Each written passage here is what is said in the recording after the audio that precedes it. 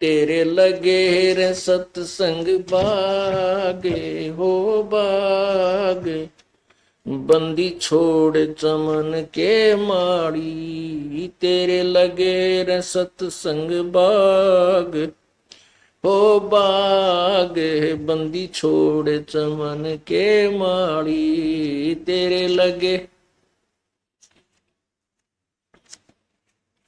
हो बाग, बंदी छोड़ चमन के माड़ी। सत्संग से सोधी आवे, नहीं जीव 84 में जावे। सत्संग से सोधी आवे, नहीं जीव 84 में जावे।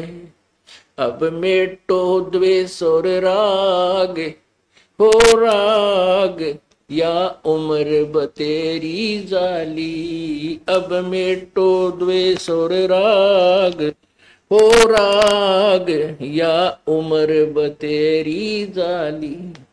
तेरे लगे रे सत्संग बाग हो बाग, बंदी छोड़ चमन के माड़ी। तेरे लगे सत्संग बाग हो बाग, बंदी छोड़ चमन के माड़ी।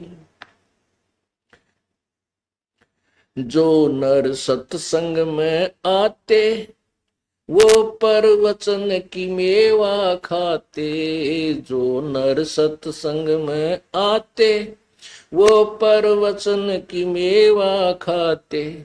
उनके मर्जासन से नाग हो नाग, जिन सुरत पूरे गुरु से लाली। उनके मर्जासन से नाग हो नाग, जिन सुरत पूरे गुरु से लाली। तेरे लगे रे सत्संग बाग हो बाग, बंदी छोड़ चमन के माड़ी। तेरे लगे रे सत्संग बाग हो बाग, बंदी छोड़ चमन के माली। सत्संग में बूटे साधु, एक से एक अगाधु। सत्संग में बूटे साधु, एक से एक अगाधु। नर उनके संग में लाग हो लाग, जिनकी झुकी तले ने डाड़ी। नर उनकी शरणा लाग हो लाग, जिनकी झुकी तले ने डाड़ी। तेरे लगे रे सत्संग बाग, बंदी छोड़ चमन के माड़ी। तेरे लगे रे सत्संग बाग हो बाग, बंदी छोड़ चमन के माड़ी। तेरा तरवर राम देवानंद, उसका लाग गया एक अमर कंद। तेरा तरवर राम देवानंद, उसका लाग गया एक अमर कंद। मोहे दे दिया अमर सुहाग हो सुहाग, मेरी जोत गगन में बाड़ी। मोहे दे दिया अमर सुहाग वो सुहाग, मेरी जोत गगन में बाड़ी। तेरे लगे रे सत्संग बाग हो बाग, बंदी छोड़ चमन के माड़ी। तेरे लगे रे सत्संग बाग हो बाग, बंदी छोड़ चमन के माड़ी। सत्संग की अमर कहानी, किसे संत विवेक की न जानी। सत्संग की अमर कहानी, बिरले संत विवेक की न जानी। जागे राम पाल के भाग हो भाग, मिली सार शब्द की ताड़ी। जागे राम पाल के भाग हो बाग, मिली सार शब्द की ताड़ी। तेरे लगे रे सत्संग बाग हो बाग बंदी छोड़ चमन के माड़ी, तेरे लगे रे सत्संग बाग। हो बाग बंदी छोड़ चमन के माड़ी, सत्संग की अमर कहानी, बिरले संत विवेकी न जानी। सत्संग की अमर कहानी, बिरले संत विवेकी न जानी। जगे राम पाल के भाग, हो बाग मिली सार शब्द की ताड़ी।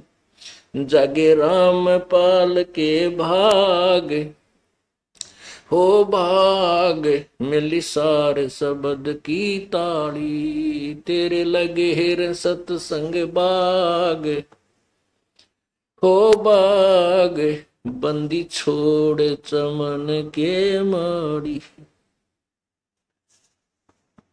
परमेश्वर सारी सृष्टि का माली है और पूरा विश्व उसका चमन है, उसका बाग है। अब उस परमेश्वर ने एक विशेष बगीचा लगवाया है इस दास अपने नौकर के माध्यम से के द्वारा, जो विशेष फलदार वृक्षों का। और अब जो पहले साधना करते हुए आ रहे थे, प्रभु के चरणों में थे आज से 600 वर्ष पहले, वही पुण्यात्मा इतने परिपूर्ण कर गए थे प्रभु भक्ति से कि उनको अब मनुष्य जीवन मिलता हुआ आ रहा है। अब कितने दयालु हैं परमात्मा कि उस समय आपको 120 वर्ष वहां रहकर हम सभी को भक्ति के से परिपूर्ण कर गए, हमारा धारण पोषण कर गए। और पेट भरने का रोटी टूका तो परमात्मा दे ही देता, जिसको साथ में जिसको जन्म देता उसके लिए आहार भी देता है।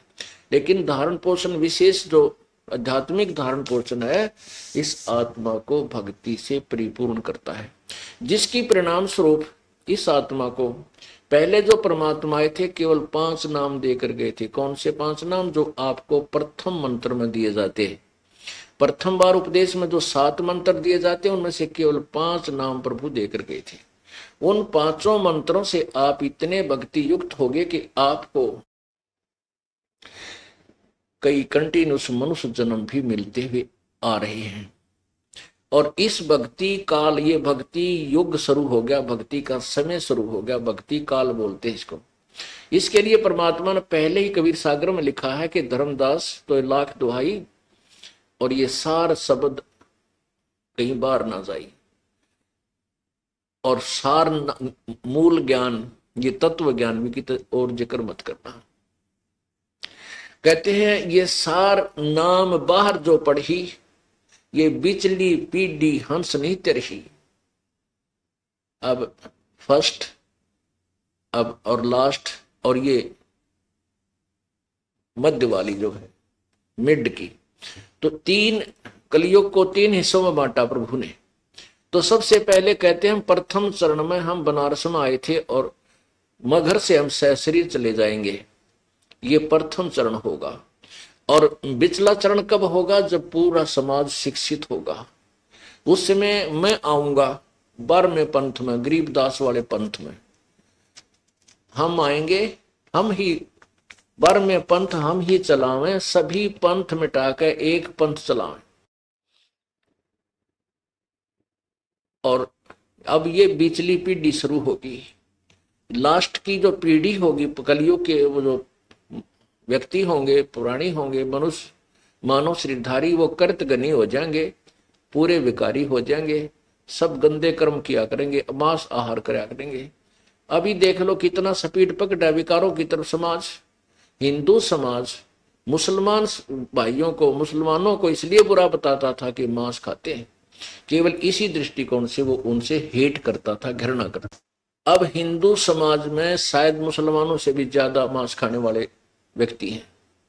और सिख समाज में तमाकू का भी परहेज था, मांस की तो बहुत दूर की बात है। और सिख समाज के अंदर मांस तो ऐसा हो गया जैसे हलवा पूरी होया करे, अरे थरा गजब हुई।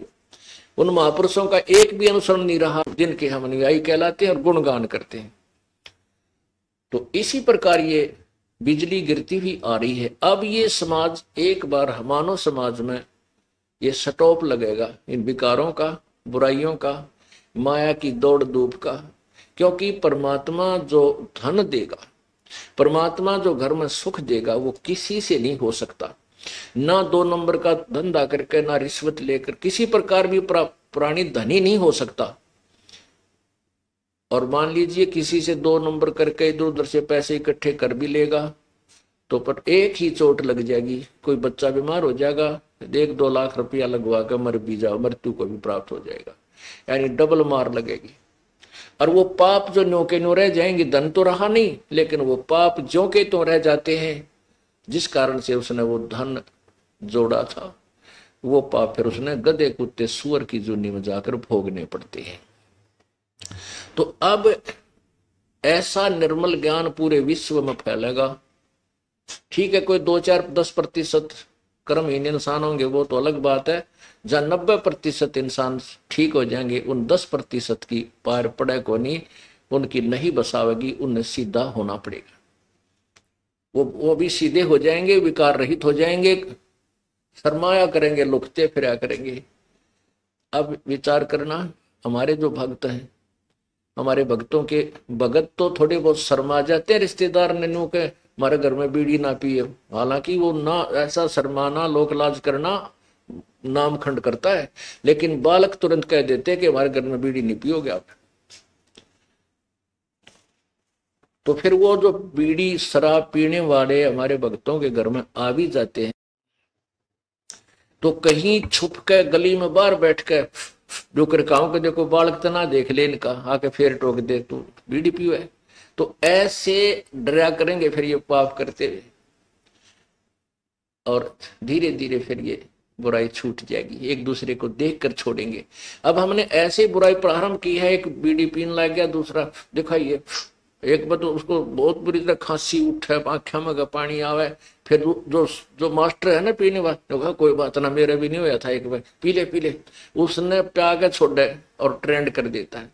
ऐसे ही जब हम बुराई से दूर हो जाएंगे, हमारे संग में, हमारे बच्चों के संग में जो व्यक्ति आओगा, उसको भी नहीं कहेंगे भाई यहाँ बीड़ी मत पिए, मेरे धुआं चढ़ता है, मुझे नुकसान होता है, हमारे घर में हानि हो जाती है, तो फिर वो अप शर्मा कर छोड़ देंगे बुराइयों। एक भगत कह रहा था जी, हमारे सारे घर में जो ना मांस खाते थे, हम भी खाते थे, अब ज्ञान हुआ तो मैंने, मेरी माँ ने, बहन भाई सब ने नाम ले लिया, मेरा पिताजी ना मान दे, तो हमने बनाना ही बंद कर दिया। तो वो ढीठ है, बाहर तिल्ला होगा होटल पर बनाया, और वहां तो खाने लगेगा ना, जब वो छोटा सा लड़का है मेरा, वो जाके दादा आज तू ये मुर्गे का मांस खाता है, एक दिन मुर्गा तो तू मुर्गा बनेगा, ये मनुष्य बनेगा, तुझे खाएगा। तो 1-2 बार तो उसने धमकाया, फिर वो जब भी वो खाता दिखा, जब वह पहुंचा तो बुढ़ा फिर छुप के बाथरूम में बैठ के खाने लग गया, कुआड़ मूंद के, अरे छोड़ता नहीं, वो बकवाद न्यों की नहीं रख। तो अंत में उसने त्यागना भी पड़ेगा। इतना एक छोटा सा बालक उसको धिक्कार रहा तो उसको अप शर्मा मर जाएगा, और वो बुराई से दूर होना पड़ेगा। एक भक्त कह रहा था जी, मेरा 7-8 वर्ष का लड़का है, तो मेरा पिताजी ओका पिया था। पहले तो वो दादा का ओका घना भरा करता, दादा सराह देता, वाह हमारा बेटा यो सेवा करेगा मेरी, तब पोता है। फिर उसको उसने नाम ले लिया, फिर पता लग गया भी ओका भरने से नाम टूट जाता है। फिर वो दादा की उसकी बिगड़ गई, ये दादा तो इतने लाड करे था, पोता जो है ओका भरे था, बोला रे तो ओका भर दे, अगला ना दादा, ओका भरनी है के ऊपर भी पाप बताया है हमारे गुरुजी ने, तो छोड़ दे नहीं इसने बीमारी ने। बोला अच्छा, तू मेरा दादा पाक गया है, तू मुझे शिक्षा देने वाला हो गया। देखो ये विचार है हमारे बिना ज्ञान के, जबकि दादाजी ने खुद ये शिक्षा देनी चाहिए, बेटा बुराई से दूर रहा करो और ना पियो इस बुराई से, तो आप भी छोड़े और उन बच्चा ने भी दूर रखे, तो ऐसे ही समाज सुधरेगा, उल्टी साइड तो सुधरेगा। अब बुढ़ा नहीं, बालक सी देख रहेंगे। अब जो प्रसंग चल रहा है,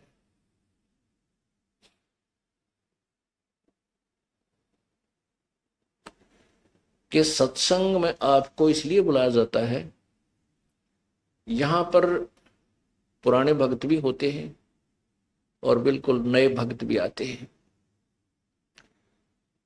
इसमें क्या है कि सत्संग में बूटे साधु, ये साधु माने संत भक्त, साधना करने वाले योगी सब साधु होते हैं। साधक है जिन्हें बुराई छोड़ दी, सीधा सीधा सीधा चाल सो साध कहावे, सब बुराई त्याग के भक्ति मार्ग में बिल्कुल सीधा होकर चले सो साधु है, योगी है, भक्त है। तो कहते सत्संग में अच्छे अच्छे भक्त होते हैं, एक से एक अच्छी आत्मा मिलेंगी। लेकिन नए भक्त के लिए संकेत है कि उनके पास बैठना, उनसे चर्चा करना प्रभु की, उनसे क्योंकि यहाँ आपको इसलिए बुलाया जाता है कि दास तो 2 घंटे सत्संग करके फिर संगत से मिलने में लग जाता है, और बाकी भक्त जो मिल लिए बाद में बैठ जाते मंडली बना के, चर्चा चलती है, गुरुदेव नाथ जी ये बताया, इसका नए भक्त पूछते हैं इसका क्या अर्थ बनता है, तो पुराने भक्त उनको बताते हैं। उसके लिए बताते हैं कि उन नए भक्तों को कहते हैं कि उनकी संग में बैठ, जिनकी झुकी तले ने डाली, यानी जैसे पौधे पेड़ होते हैं और जिनके फल लद पद लगे हों, आम के या अंगूर के गुच्छे लगे हों, तो वो नीचे को झुक जाती है टहनियां, तो वो फलदार वृक्ष होते हैं। अर्थात जो विनम्र आत्माएं हो चुकी हैं, जो कितनी बार आप प्रसन्न करते हो, प्यार से उत्तर दे रहे हैं, समझो वो भक्ति से परिपूर्ण है, तो उनसे ही ज्ञान समझे, इसका ये तात्पर्य है।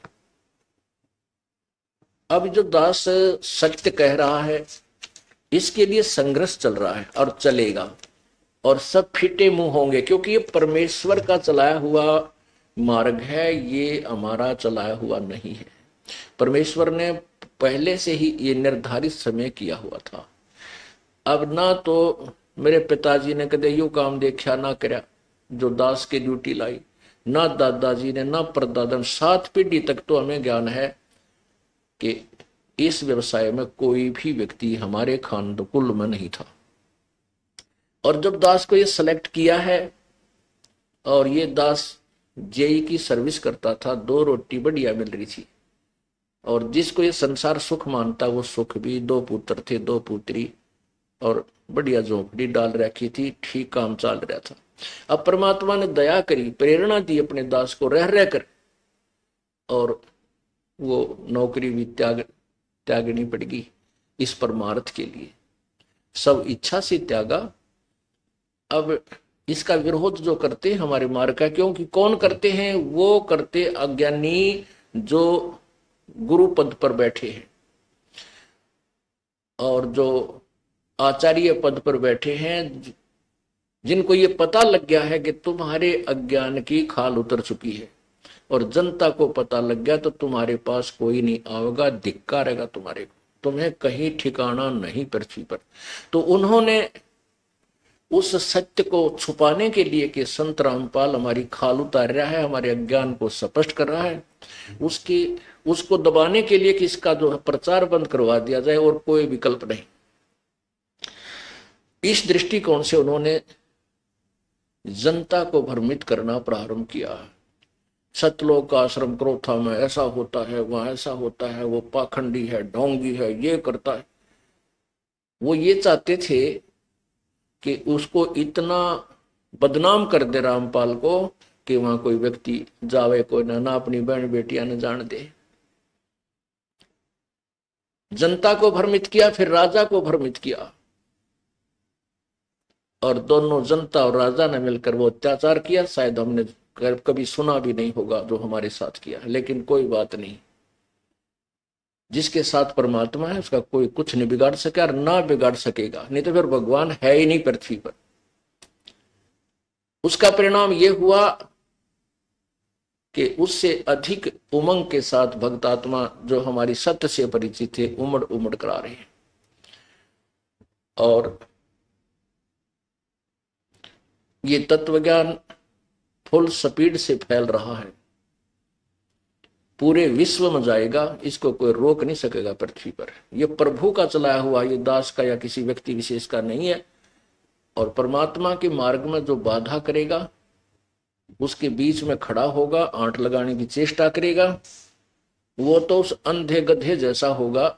एक अंधा गधा था और वो रेलगाड़ी की पटरी के बीच में खड़ा था। रेलगाड़ी आ रही थी। अब उसने देखा गड़गड़ गड़गड़ करती हुई कोई वस्तु आ रही है। अब गधे ने सोचा कि तुझे छेड़छाड़ करेगा, इसका पहले लात मार दूं। अब ट्रेन ने तो वहां आना ही था, पर क्योंकि उसका मार्ग था और मार्ग में वो अंधा गधा खड़ा, और वो ने सोचा कि आन देश ने मेरा निकट, इसका लात ठोकूंगा, ये मुझे डिस्टर्ब करने आ रहा है कोई वस्तु। अब जो ही ट्रेन बिल्कुल निकट आई, उस अंधे गधे ने दोनों लात मारी, दोनों पछंडे मारे रेल के इंजन के। वो उठा के पटक दिया, गधा के राखित पड़ा जाकर। तो रेल के मार्ग में अंधा गधा खड़ा कभी रुक सकता है? तो जो परमात्मा के मार्ग में, कबीर परमेश्वर के इस मार्ग में बाधक बनेंगे, वो अंधे गधे समझ लेना। और उनकी वो दुर्गति होगी, आपके सामने दिखा दूंगा, चाहे राजा था चाहे प्रजा, जो भगवान के बारे में और इन भोली भाली आत्मा भक्तों के साथ है अत्याचार किया, 2 साल तक लगभग भगवान का प्रचार बंद करवा दिया। इनके वो दुर्गति होगी, ये समाज देखेगा और याद करेगा। दास बद्दुआ नहीं दे रहा, लेकिन उनके किए हुए कर्मों का प्रतिफल बता रहा हूं, ये होगा। ऐसे बहुत से प्रमाण आ रहे हैं उन गांवों के जो विशेष बकवाद करा करते। एक घर के 2 बच्चे गए थे वहां पर, पेट्रोल ले रहे, उसमें बोतल में पेट्रोल बम बना के फेंके थे, दोनों को अदरक मारा पड़ा है, दोनों को ही, 2 भाई थे। तो ऐसे ऐसे बहुत से प्रमाण हैं जो अब बता रहे हैं भक्त आत्मा जी, सचमुच ये तो जुल्म जिन्होंने किया था उनके आगे आ रही है, ये तो आवेगी।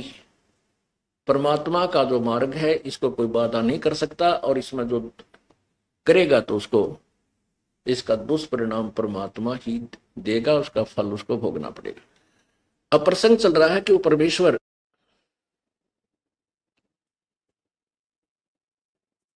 जब आते हैं तो अपने तत्व ज्ञान का प्रचार करते हैं, और वो बताते हैं कि अंधे की बाह अंधे ने पकड़ रखी है। अब वो रास्ता कैसे बता सकेंगे? अब परमेश्वर आए, उन्होंने ये सत्य मार्ग बताया, और हम दासों की आंख बना दी, मोतियाबिंद का ऑपरेशन कर दिया, और फिर ये एक हॉस्पिटल चालू करवा दिया, सत्संग स्थल, जिसमें अज्ञान रूपी, अध्यात्मक अज्ञान रूपी मोतियाबिंद का यहाँ ऑपरेशन किया जाता है। और फिर वो पुण्यात्मा परमेश्वर के यथार्थ ज्ञान से परिचित होकर गदगद हो जाता है। आप देख रहे हो, दूर दूर देशों से पुण्यात्मा परमात्मा की प्राप्ति में यहां पहुंच रहे हैं। गर्मी हो, सर्दी हो, चाहे कैसी ही आपदा हो, आंधी तूफान आए, ये पुण्यात्मा छोटे छोटे नवजात शिशुओं को लेकर परमेश्वर के चरणों में पहुंच जाते हैं, उसके दरबार में पहुंच जाते। इससे सिद्ध है कि ये तत्व ज्ञान से परिचित हो चुके हैं। अब प्रसंग चलता चला है कि जग सारा रोगिया रे, जिन सतगुरु वैद न जाना, जग सारा रोगिया रे। कौन सा रोग है? जन्म मरण का रोग लगा या तृष्णा बढ़ी खांसी। पुण्यात्माओं, जब तक हमारी जन्म और मृत्यु समाप्त नहीं होगी, तब तक हम सुखी नहीं हो सकते। फिर तो ये अरहट जैसा कुआं हो गया। रहट का कुआं होता था पहले, सिंचाई के का विशेष साधन था किसान के लिए, कि कुआं खोद लिया जाता था और उसके ऊपर एक लकड़ के जो सपोर्ट देकर के एक पुली बांध दी जाती थी, एक पुली डाल दी जाती थी, जिसके ऊपर एक चैन डाली जाती थी गिरारी फिट करके, और उस लोहे की चैन के ऊपर बाल्टियां वेल्ड कर दी जाती थी, फिट कर दी जाती थी। वो बाल्टियां नीचे से भर के आती थी, ऊपर खाली हो जाती थी, नीचे से भरकर आती थी, ऊपर खाली हो जाती थी। अब वर्तमान में भक्तों ने अरहट देखा नहीं, इसलिए एक चित्र बनाया। हमने देखा जब इक्का दुक्का अरहट कहीं क्षेत्रों में, दूर क्षेत्रों में हुआ होता था, ये ऐसा होता था अरहट। ये देखिएगा, ये अरहट है, ये ऐसा होता था अरहट।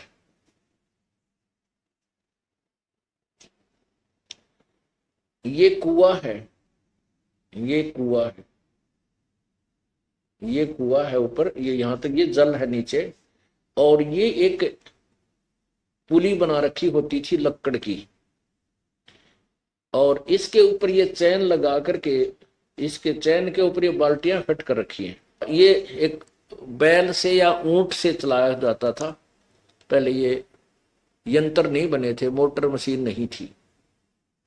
जब ये चलता था तो नीचे से बाल्टी पानी से भरकर आती थी यहां, और फिर यहां आकर ये खाली हो जाती थी। नीचे इसका एक प्लेटफॉर्म सा बना करके आगे पानी खेत में जाने के लिए निकाला जाता था। तो नीचे से भरकर आते हैं, ऊपर खाली हो जाते हैं, फिर नीचे से भरकर आते हैं, ऊपर खाली हो जाते हैं। ये चक्कर सुबह से लेकर शाम रात तक चलता ही रहता था। नीचे भरा, ऊपर खाली हुई बाल्टी, फिर पटपट करती आई, फिर भर कर गई, फिर खाली हुई। तो यहाँ जन्म मृत्यु का यो रोग हमारे ऐसा लगा हुआ। ये अरहट का कुआ लोई, यागल बंध्या है सब कोई, कीड़ी कुंजर और अवतारा, हर डोर बंधे कई बारा। ये चतुर्भुजी भगवान कहावे, हर हर हर डोर बंधे सभी आवे, अरहट डोर। ये चतुर्भुजी भगवान, ये चार भुजा के मालिक ब्रह्मा विष्णु महेश, ये भी जन्म मृत्यु के चक्कर में है। इनका भी अरहट के साथ फेरा है। ये भी ऐसे ही अपना जन्म मृत्यु का जो कष्ट उठाते रहते हैं। ये दीर्घ रोग है। पुणात्मा, आज तक हमें हमारे सदग्रंथों का ज्ञान भी नहीं प्राप्त हुआ। पवित्र हिंदू धर्म में जन्म होने के कारण हमें जो अज्ञान सुना था, हमने लोक वेद सुना था, दंत कथा सुनी थी, उसमें यही बताया गया था कि ब्रह्मा विष्णु महेश सर्वेश्वर हैं, महेश्वर हैं, और ये कालज्ञ मर्तुज, ये कालज्ञ अविनाशी, इनके कोई माता पिता नहीं, और यही पूरी सृष्टि के रचनहार हैं, सबके यही सुखदाता है। इस तरह के हमें स्टेटमेंट दे रखी थी। और जबकि इनके इन्हीं के इतिहास में, इन्हीं महापुरुषों की जीवनी में, पुराण में ये लिखा हुआ है कि तो नासवान है, इनकी जन्म और मृत्यु होती है। अब देखिएगा श्री मद भगवत, श्रीमद देवी भगवत, श्रीमद भगवत तो गीता, और ये श्रीमद देवी पुराण, इसको श्रीमद देवी भगवत भागवत कहते हैं। देखिएगा, ये है श्री देवी पुराण कहो, इसे श्रीमद भग देवी भागवत कहो। सचित्र मोटाटा, संपादक हनुमान प्रसाद पोदार, चमन लाल गोस्वामी। और ये कहां से छपी है, प्रकाशक कौन है? प्रकाशक में मुद्रक गीता प्रेस गोरखपुर, गोविंद भवन कार्यालय कोलकाता का संस्थान। इसके तीसरे सकंद में प्रश्न नंबर 123 पे, 123 पे, ये पहले भी दिखाया, बार बार दिखाना पड़ेगा, क्योंकि ये एक ऐसा जटिल ज्ञान हो गया, क्योंकि हमने अज्ञान को ठोक ठोक कर भर रखा है। अब उसको निकालने के लिए, उसको उतारने के लिए जो गलत रंग हमारे ऊपर चढ़ गया, रह रह कर रेग मार मारना पड़ता है। रेग मार ऐसे मारते हैं, वो रेग मार ऐसे बार बार सैकड़ों बार मार करके वो रेग मार से वो रंग उतरता है, और फिर नया पेंट किया जाता है। नहीं तो पुराना पेंट नए पेंट ने टक्कर ना दे। यदि ये बार बार ये दास आपको ये रेग मार मार के अर्थात ये ना दिखाऊं, तो दास वाला जो यथार्थ ज्ञान है आपके हृदय में समा नहीं सकता। ये रेग मार लगातार देखिए, तो जितनी बार आवश्यक होगा उतनी बार ही लगाना पड़ेगा। ये तीसरा स्कंद है, प्रश्न नंबर 123 पे। भगवान विष्णु जी दुर्गा देवी की उपमा कर रहे हैं, प्रशंसा कर रहे हैं, स्तुति कर रहे हैं। तुम शुद्ध स्वरूपा हो, यह संसार तुम्ही से उद्भासित हो रहा है। मैं ब्रह्मा और शंकर, हम सभी तुम्हारी कृपा से विद्वान हैं। हमारा आविर्भाव और तिरोभाव हुआ करता है। आविर्भाव माने जन्म, और तिरोभाव माने मृत्यु। हमारा तो मैं यानी विष्णु, ब्रह्मा और शंकर, हमारा तो आविर्भाव और तिरोभाव, जन्म मृत्यु हुआ करता है। केवल तुम ही नित्य हो, जगत जननी हो, प्रकृति और सनातनी देवी हो। अब देखिएगा, भगवान शंकर बोले, देवी यदि महाभाग विष्णु तुम्ही से प्रकट हुए हैं तो उनके बाद उत्पन्न होने वाले ब्रह्मा भी तुम्हारे बालक हुए, फिर मैं तमोगुणी लीला करने वाला शंकर क्या तुम्हारी संतान नहीं हुआ? अर्थात मुझे भी उत्पन्न करने वाली तुम ही हो। फिर नीचे देखो, इस संसार की सृष्टि, स्थिति और संहार में तुम्हारे गुण सदा समर्थ हैं। इन्हीं तीनों गुणों से उत्पन्न हम ब्रह्मा, विष्णु एवं शंकर नियमानुसार कार्य में तत्पर रहते हैं। अब इस पवित्र पुराण ने, देवी पुराण ने सारा ही कंसेप्ट क्लियर कर दिया। जिसको हम ब्रह्मा, विष्णु, महेश को अजरो अमर सर्वेश्वर महेश्वर, इनके कोई माता पिता नहीं है, ये सर्वस्वा है, ये तो खुद कहते हैं हम तो जन्म मृत्यु होती है। और एक तो ये सिद्ध हुआ कि ये अविनाशी नहीं है, इनकी जन्म और मृत्यु का रोग इनके भी लगा हुआ है। दूसरा ये हुआ कि दुर्गा को प्रकृति भी कहते हैं। तीसरा ये हुआ कि ब्रह्मा, विष्णु, महेश इसके पुत्र हैं। और चौथा ये स्पष्ट हुआ कि रजगुण ब्रह्मा है, सतगुण विष्णु है, तमगुण शिव जी। अब इन्हीं 3-4 जो प्रश्न हमारे दिमाग में घूम रहे थे, इनका समाधान कर दिया पवित्र देवी भागवत पुराण ने। अपनात्मा अगर ये दास सीधा ही कह दे, क्योंकि हमारे भगवान ने तत्व ज्ञान में पहले बता रखा था कि ये चतुर्भुजी भगवान कहावे, हर हट डोरे बंधे सब आवे। हमें तो विश्वास था अपने मालिक की वाणी पर आपको नहीं हो सकता था, क्योंकि जैसा कि आपको कल दिखाया था कि ये दानंद जैसे महर्षि, कथित महर्षि भगवान के विषय में क्या कहते हैं, वो तो अशिक्षित था, जुलाहा था, शूद्र था, और कई ब्राह्मणों के पास संस्कृत पढ़ने को गया, उन्होंने पढ़ाने से मना कर दिया और ऊट पटांग भाषा बना के एंड बैंड बोलने लग गया। अब बकवाद, यानी जो भी उसके जिंदे जी उसने को शब्द बनाए थे या कविता बनाई थी, उसके अनुयायी उसको पढ़कर उसको आगे उसको पढ़ते रहे। अरे तरह गजब, जो गीता पुराण वेद बता रहे हैं वही हमारे भगवान की वाणी, अमृत वाणी, वो पहले ही बता रही है। तो इसलिए उन कथित ऋषियों और कथित गुरुओं के अज्ञान से आप इतने परिपूर्ण हो चुके थे कि ब्रह्मा, विष्णु, महेश अजरो अमर हैं।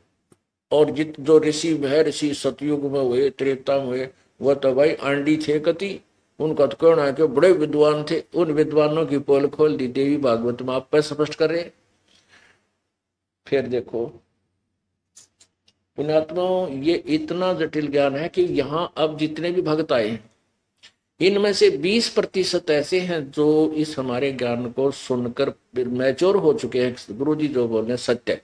लेकिन 80% बिल्कुल नए बालक हैं, तो उनके लिए ये ज्ञान रह रहकर दिखाना पड़ेगा, ताकि थोड़ा सा भी कच्चा काम ना रह जाए, कहीं उनके दिल में ठेस पहुंच जाए। क्यों नए भक्त आते हैं, वो उन्हीं के पुजारी होते हैं, और जब ये आंखों देखेंगे कि सचमुच ये तो स्पष्ट है, लिखा हुआ है, तो वो बच्चे सहर्ष इस ज्ञान को स्वीकार करेंगे। इसलिए बार बार यह लालटेन दिखानी पड़ती है।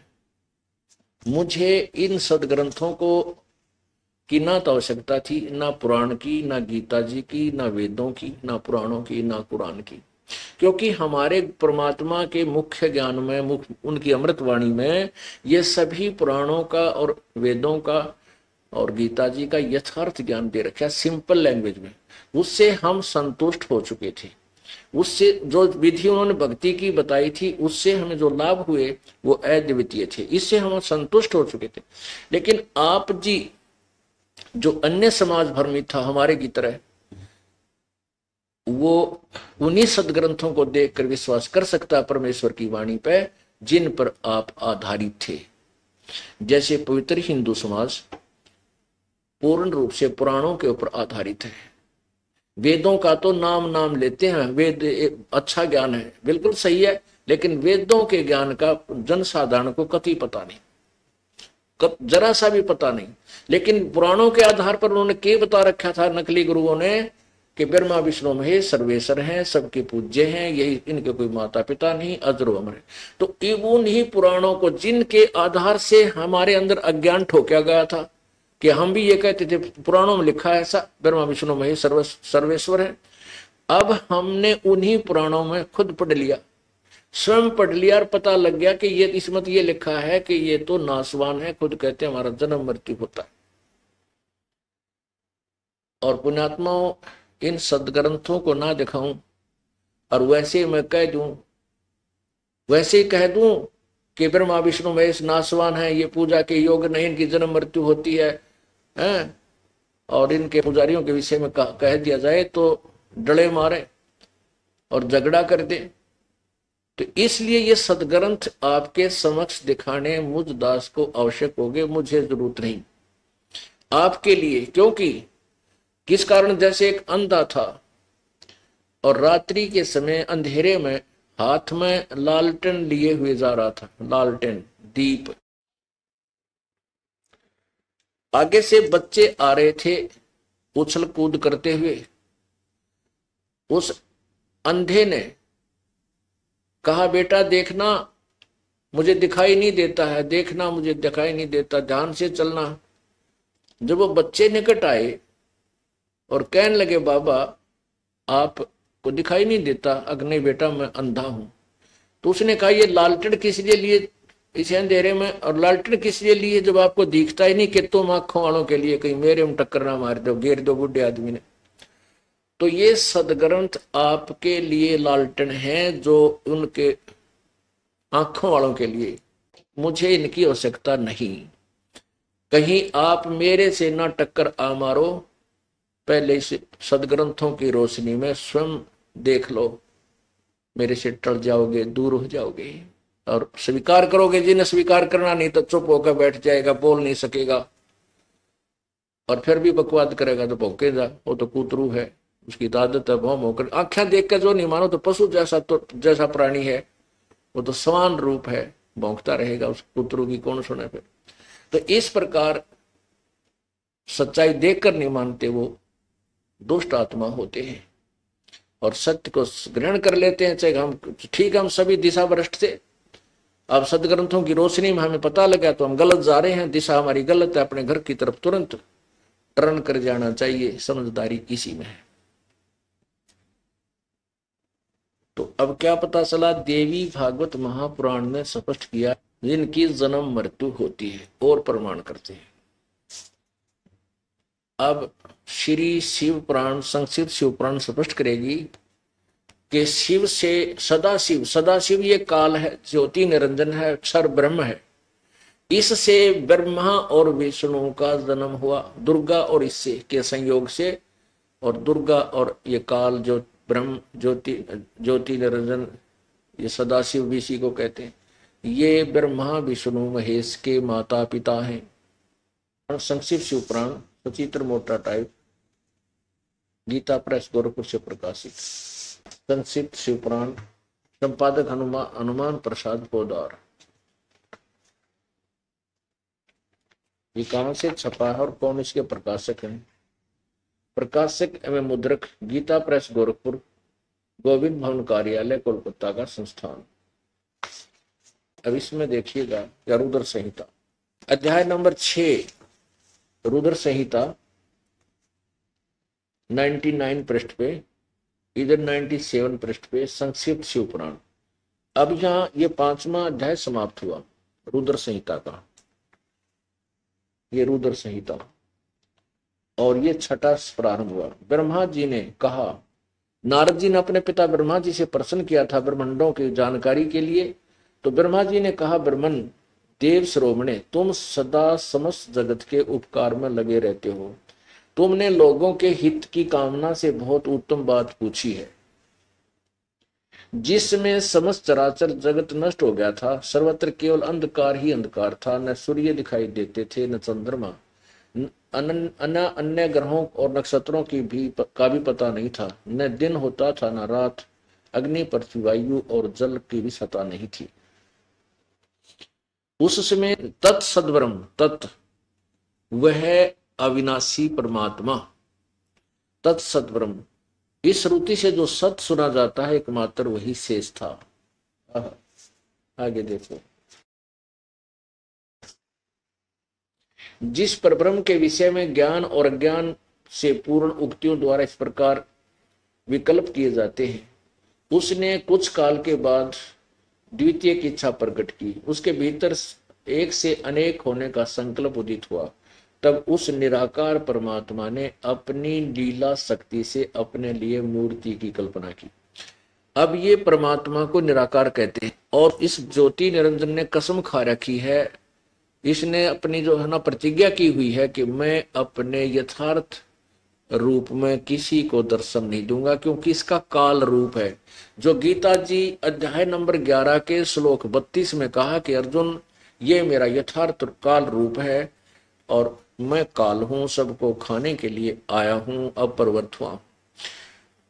और गीता जी अध्याय नंबर 11 के ही 47-48 में स्पष्ट किया है कि ये मेरा रूप जो वास्तविक है, ये आप तेरे अतिरिक्त अर्जुन ना पहले किसी ने देखा, ना आगे देख सकता, ना कोई किसी वेदों में वर्णित विधि से, ना जप से, ना तप से, ना किसी क्रिया से मेरी प्राप्ति नहीं है। मेरा ये वास्तविक रूप है। इसलिए ब्रह्मा विष्णु महेश शिव और अन्य ऋषियों ने साधनाएं की, ओम नाम का जाप किया, मेडिटेशन किया, कुछ परमात्मा प्राप्ति नहीं हुआ, लेकिन सिद्धियां आ गई। इन्होंने अपनी दंत कथा बना ली, अपना लोक वेद बना दिया कि परमात्मा निराकार है।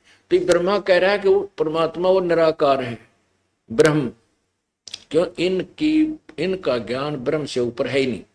तो ब्रह्म को ये निराकार मानते, कहते उस ब्रह्म, निराकार ब्रह्म ने अपनी मूर्ति बनाई, वो सदा शिव बन गया, जो ब्रह्मा विष्णु महेश का पिता कहलाया। आप देखो, जिस परब्रह्म के विषय में ज्ञान और अज्ञान से उक्तियों द्वारा इस प्रकार विकल्प किए जाते हैं, यानी अज्ञान, ज्ञान और अज्ञान, यानी झूठी साची जो मैं बता रहा हूं, वो झूठी साची इस प्रकार है, कुछ सच्ची कुछ झूठी, ब्रह्मा कहता है। उसने कुल कुछ काल के बाद द्वितीय की इच्छा प्रकट की, उसके भीतर एक से अनेक होने का संकल्प उदित हुआ। तब उस निराकार परमात्मा ने, इस ज्योति निरंजन काल ब्रह्म ने अपनी लीला शक्ति से अपने लिए एक मूर्ति की कल्पना की। अब वो क्या बन गया? जो मूर्ति रहित परब्रह्म है उसकी मूर्ति, यानी निराकार। मूर्ति रहित मान निराकार, मूर्ति और मूर्ति माने साकार। भगवान सदाशिव है। ये सदाशिव है ना, यो ब्रह्मा विष्णु महेश का पिता है, यो काल है, ज्योति निरंजन है, क्षर पुरुष है, क्षर ब्रह्म भी इसी को बोलते। अर्वाचीन और प्राचीन विद्वान इन्हीं को ईश्वर कहते हैं। उस समय एकाकी रहकर स्वेच्छानुसार विहार करने वाले उन सदाशिव ने अपने विग्रह से स्वयं ही एक स्वरूप भूता शक्ति की सृष्टि की। अब इस काल के ने अपने काल के अंदर से दुर्गा निकली, ये देखना, जो उनके अपने श्रीअंग से कभी अलग होने वाली नहीं थी। उस पराशक्ति को प्रधान प्रकृति गुणवती माया, अब ध्यान से देखना, सुनना, पढ़ना कि ये प्रकृति शब्द और प्रधान शब्द आपके गीता जी के ज्ञान में काम आएंगे। प्रकृति दुर्गा को कहते हैं। उस पराशक्ति को प्रधान प्रकृति गुणवती माया बुद्धि तत्व की जननी तथा विकार रहित बताया गया है। वह शक्ति अंबिका कही गई है। उसी को प्रकृति सर्वेश्वरी, त्रिदेव जननी, तीनों देवताओं की माता, ब्रह्मा विष्णु महेश की मां, नित्या और मूल कारण भी कहते हैं। सदाशिव द्वारा प्रकट की गई, यानी उस काल के अंदर से निकाली गई। परमात्मा के ज्ञान में, सृष्टि रचना में आपने सुना, उसमें ये सच्चाई है। सदाशिव द्वारा प्रकट की गई उस शक्ति के 8 भुजाएं। ये स्पष्ट होगा कि प्रकृति भी उसी को कहते, दुर्गा को, या तीनों देवताओं की मां है, त्रिदेव जननी है।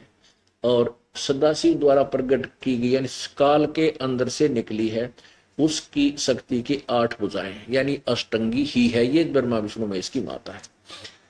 नाना प्रकार के आभूषण उसके श्री अंगों की शोभा बढ़ाते हैं। स्पष्ट है, वह देवी नाना प्रकार की गतियों से प्रसंपन्न है और अनेक प्रकार के अस्त्र शस्त्र धारण करती है। सिद्ध हुआ ये दुर्गा के ही बारे में है।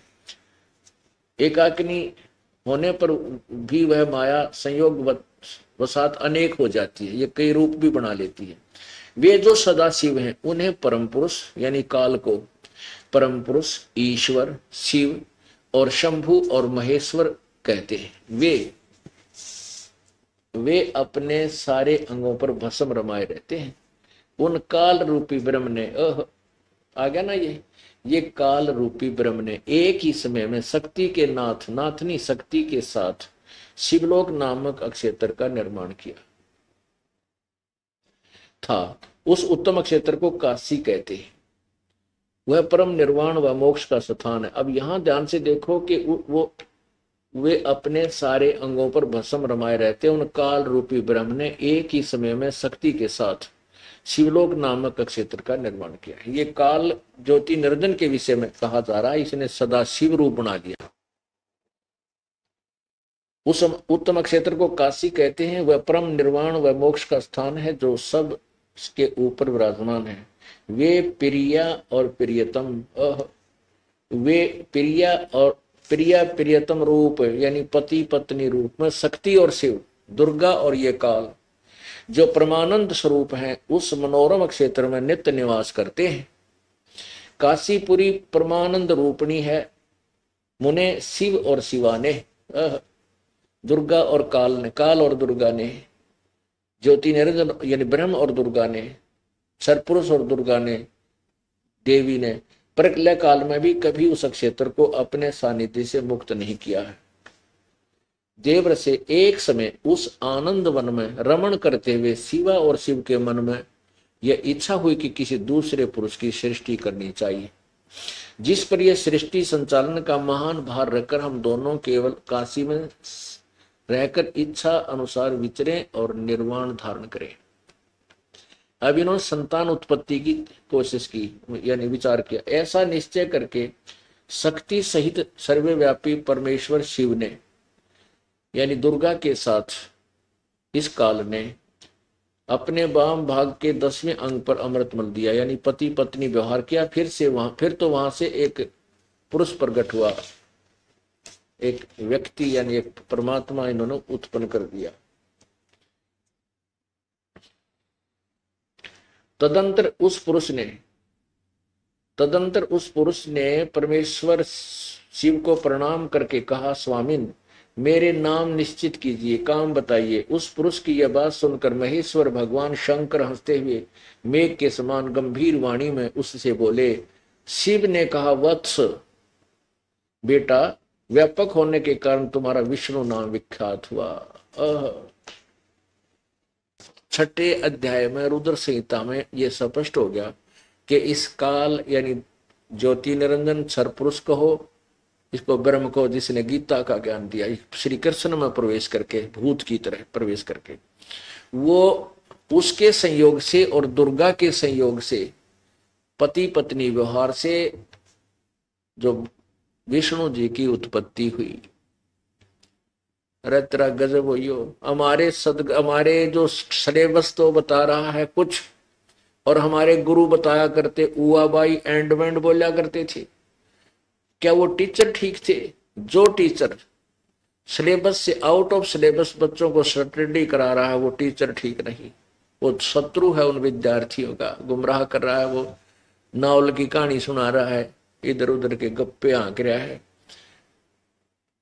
तो पुण्यात्मा, मेरे को परमेश्वर ने टीचर बनाकर भेज दिया, और एक टीचर का कर्तव्य है कि वो जैसे पहले वाले अध्यापक ने कोई प्रश्न गलत हल कर रखा है और वो नए टीचर के सामने वो आता है, तो वो क्या करेगा, उसका कर्तव्य बनता पहले उसमें सुधार करे कि बच्चों ये गलत प्रश्न हल होया हुआ है और तुमने गलत गोट रखा है, इसको ऐसे ठीक करो।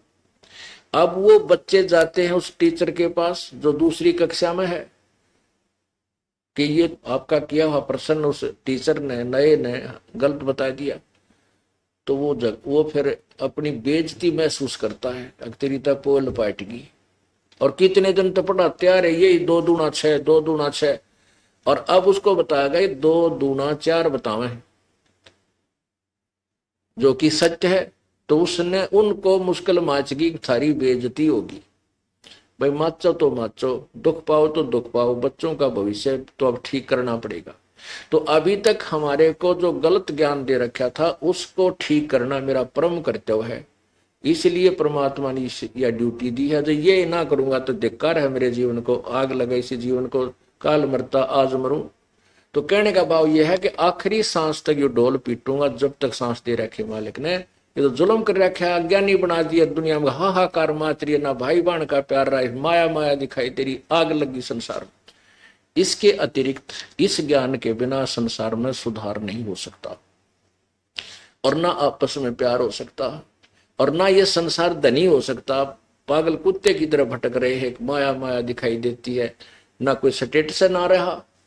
तो ये एक बार इस माया से हमारे को, हमारा मन वापस हटेगा, और जो माया चाहिएगी हमें, जो आवश्यक होगी, भगवान आपके जबरदस्ती देगा, इतनी दे देगा कि आप सोच भी नहीं सकते कहां से आएगी। परमात्मा ही देगा, तभी हम संतुष्ट भी होंगे, और वो बढ़िया भी होगी, अच्छा भी होगा। 2 नंबर से नहीं होगा तो उससे पाप भी नहीं लगेगा। जैसे आप बीमार हो गए और बीमारी में 20, 30, 50 हजार रुपये लगने हो, परमात्मा 1 मिनट में वैसे ठीक कर दे, तो 20, 50 हजार रुपये बच गए, ना रिश्वत लेनी पड़े, ना कि तो और 2 नंबर की झूठ बोलनी पड़े, आपका कितना सारा मिल गया। ऐसे ही प्रभु हमारे ऊपर ना जाने कितने प्रकार से कृपा कर देगा। यह अपना आँखें देख लिया कि शिव पुराण में लिखा है कि दुर्गा और सदाशिव, यानी इस काल से जो निराकार था फिर साकार बना, सदाशिव बन गया, इन दोनों के संयोग से विष्णु की उत्पत्ति हुई, जो इनका बेटा है, और दुर्गा और ये काल इनके पिता है। अब ब्रह्मा जी के विषय में देखो उत्पत्ति। अब ये 6ठा अध्याय समाप्त हुआ, यह 7वां प्रारंभ हुआ रुद्र संहिता का। ब्रह्मा जी कहते हैं देव से तत्पश्चात, यानी विष्णु के उत्पन्न होने के बाद, तत्पश्चात कल्याणकारी परमेश्वर शाम सदाशिव ने पूर्वत प्रयत्न करके मुझे अपने दाहिने अंग से उत्पन्न किया। यानी दुर्गा और उन दोनों ने अपने पति पत्नी व्यवहार से मुझे उत्पन्न किया। उन महेश्वर ने तुरंत ही अपनी माया से मोहित करके नारायण देव की नाभि में डाल दिया और लीलापूर्वक मुझे वहां से प्रकट किया। इस प्रकार इस कमल से पुत्र के रूप में मुझ हरणागर्भ का जन्म हुआ। अब ये आप ब्रह्मा कह रहे हैं कुछ झूठी कुछ सच्ची बताऊं भाई, मैं तेरे तो सच्चाई पूरी तो है नहीं, लेकिन क्योंकि झूठी क्यों कह रहा है ये, जब ब्रह्मा जी कमल के फूल पर उत्पन्न हुए, और ये पुराणों का ज्ञान ब्रह्मा जी द्वारा ही दिया गया है, वो सबका वही ज्ञान दाता है, लेकिन इनके आगे वक्ता उस ज्ञान को श्रवण करके बोलने वाले अलग अलग हो गए, उन्होंने कुछ अपना मिश्रण करके अलग अलग बोला, तो उनके नाम के कारण, लेखक के वक्ता के नाम के कारण इन पुराणों को 18 भागों में बांट दिया। वैसे ज्ञान एक ही है, 18 पुराण, जैसे ये 18 बोध, उन 18 बोध में ये 18 पुराणों को एक ज्ञान लिखा है। अब ब्रह्मा की उत्पत्ति दुर्गा और काल से, विष्णु की उत्पत्ति दुर्गा और काल से, और ये स्वयं स्वीकार कर रहे हैं देवी भागवत में कि हमारा तो जन्म और मृत्यु होता, आप हमारी माता हो और आप प्रकृति देवी हो। अब ये सिद्ध हुआ कि ब्रह्मा विष्णु महेश का जन्म मृत्यु होता। अब महेश की और गड़बड़ी रहेगी कि यो, अब यहाँ इसमें क्या चक्कर है। वैसे देवी पुराण में तो शंकर जी ने स्पष्ट कर रखा है कि मैं भी आप ही की संतान हूं, आप ही से मेरा जन्म हुआ। यहाँ भी अनुवादकर्ता ने गड़बड़ कर रखी है संस्कृत से हिंदी में। अब इसने अनुवादकर्ता ने वो कुछ गोलमोल कर दिया कि शिव से शिव की उत्पत्ति कैसे लिखूं, तो यहां उसने छोड़ दिया, लेकिन आगे ये स्पष्ट कर दिए 4 इसी के 9वें अध्याय में। ये देखिएगा प्रश्न नंबर 110 शिव पुराण, ये 9वां अध्याय यहां समाप्त होता है। इसके ऊपर देखो, इस प्रकार ब्रह्मा विष्णु और रुद्र इन तीनों देवताओं में गुण हैं, परंतु शिव गुणातीत माने गए। अब इस प्रकार ब्रह्मा विष्णु और रुद्र, यानी ब्रह्मा विष्णु और शिव, ये शंकर, इन तीनों में तो देवताओं में गुण है, रजगुण ब्रह्मा, सतगुण विष्णु, तमगुण शिव जी। लेकिन ये शिव गुणातीत मानेगी, काल जो है ये इनसे न्यारा है। जो गीता जी के 7वें अध्याय के 12वें श्लोक में कहता है कि इन तीनों गुणों के, सतगुण रजगुण से उत्पन्न होने वाले जो भाव हैं, ये सब मुझसे ही उत्पन्न होने वाले जान, लेकिन मैं इनमें नहीं और ये मुझ में नहीं, मैं इनसे न्यारा हूं। यहां भी यही लिखा है कि वो इनसे अलग रहते। तो हो गए 4। ये इनका तीनों का पिता है और दुर्गा इनकी माता है।